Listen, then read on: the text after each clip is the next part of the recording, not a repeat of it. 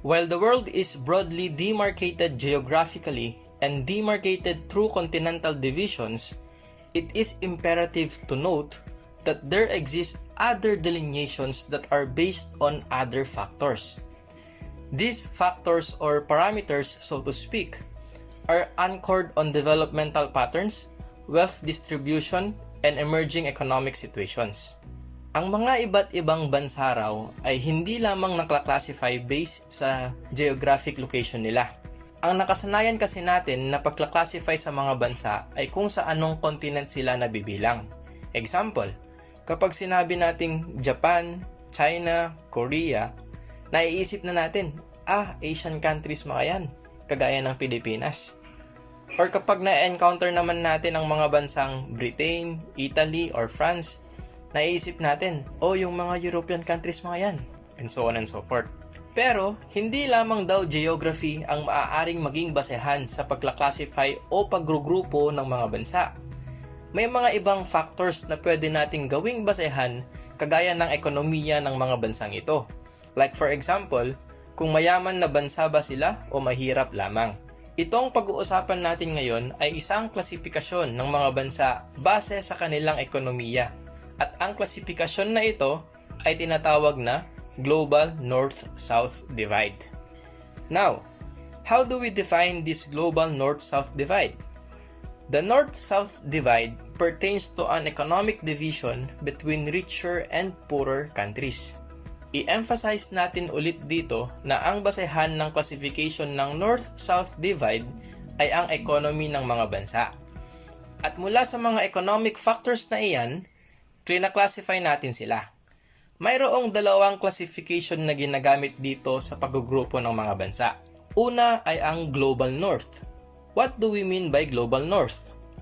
The Global North is generally viewed to be the more affluent and economically stable countries.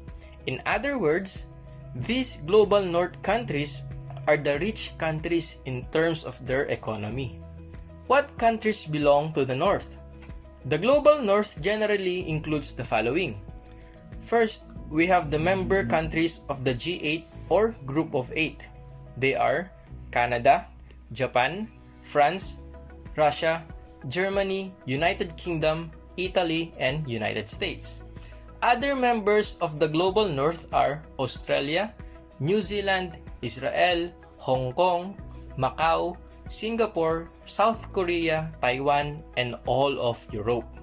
Again, these Global North countries are considered as the rich countries. Ang pangalawang classification naman na ginagamit sa paggrupo sa mga bansa base sa kanilang ekonomiya ay ang Global South. Global South is generally viewed to be the less affluent and economically stable countries. In other words, these Global South countries are the poor countries in terms of their economy. What countries belong to the South? The Global South generally includes Asia and Middle East.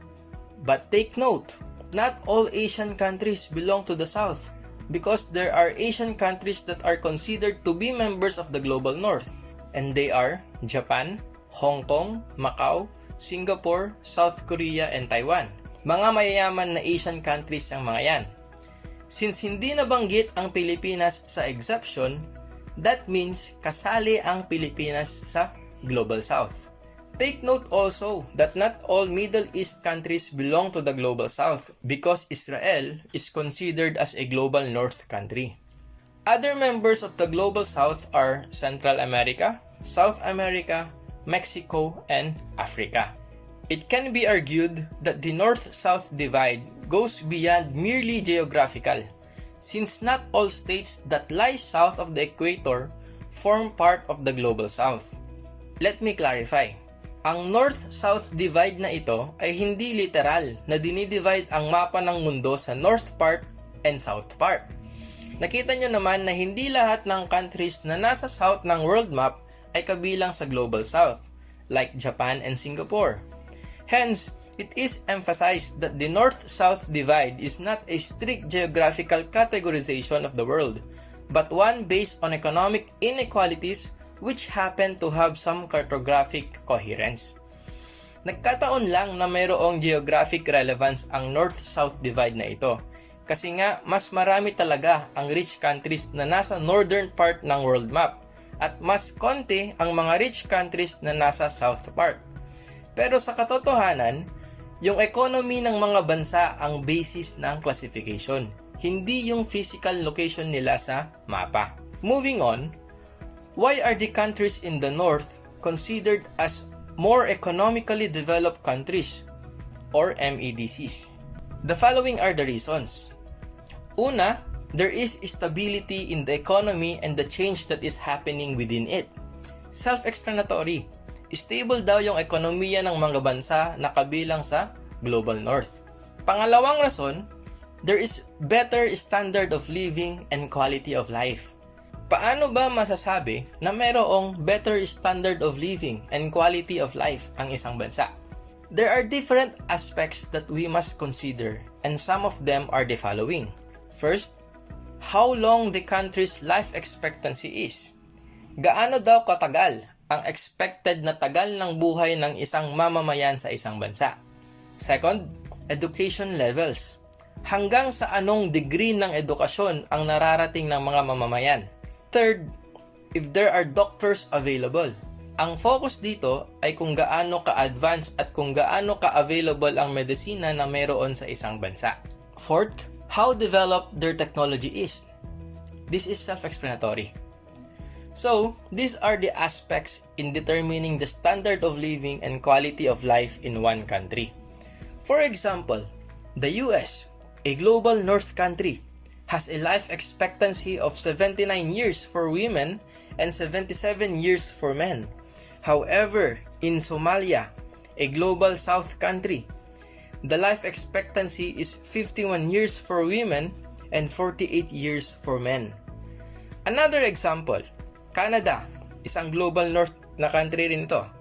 Canada has free universal healthcare and free secondary education, which leads to a better quality of life for Canadians. Whereas in many parts of Africa, isang kontinente na maraming global south countries, it has little education and hardly no healthcare. Next, let us examine the other side. Why are countries in the south considered as less economically developed countries or LEDCs? The following are the reasons. First, unstable government. Second, poor economy. Third, poor standard of living and quality of life. Just look at the Philippines. Our government is not stable. For example, our 1987 Constitution, our highest law of the land, is still young. Pero, may mga nag-a-attempt na gustong baguhin ito dahil pumapalpak daw ang present setup ng ating government. Yan pa lang, sign na yan na hindi stable ang governance sa ating bansa. I-compare natin sa Amerika, a very rich country. Yung US Constitution nila, taong 1789 pa yun. Although may mga binago na, pero still, yung setup ng government nila parehas pa rin. Kaya yung same 1789 Constitution pa rin nila ang ginagamit nila up to now. Sabi nga ng mga political analyst, the age of the constitution of a country tells us how stable that country is.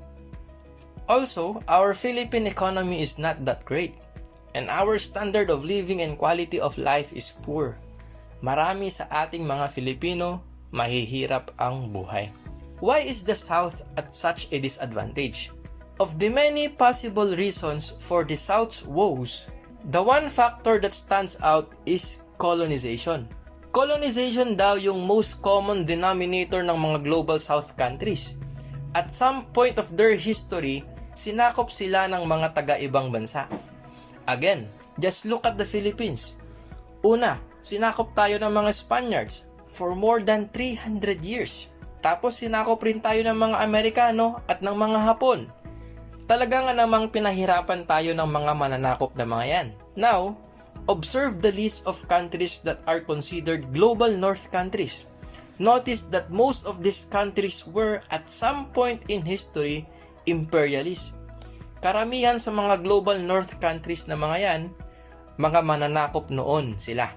From the 13th century onwards, most countries that were powerful have stayed powerful, such as France and the United Kingdom. And therefore, most countries that were inferior have stayed inferior.